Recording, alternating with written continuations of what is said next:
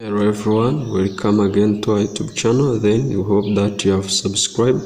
Then we are going to see how to calculate the area of a square. Then here we have a question which says find the area of a square whose side is 12 centimeter. Then let us go through to look how to calculate the area of a square.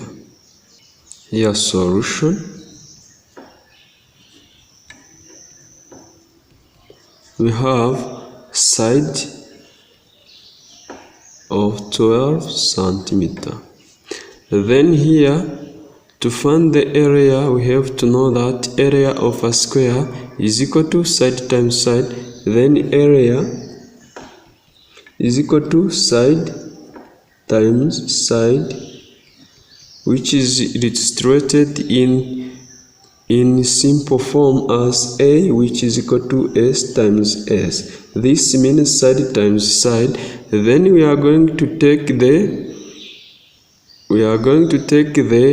value of side. Then we replace in that formula we have. Then we become 2. Area is equal to 12 centimeter times 12 centimeter. Then here we become area will be equal to once we multiply this 12 times 12 we become 144 centimeter. Once it multiplies centimeter it becomes centimeter squared. Then the area of a square whose side is 12 centimeter, then the area is 144.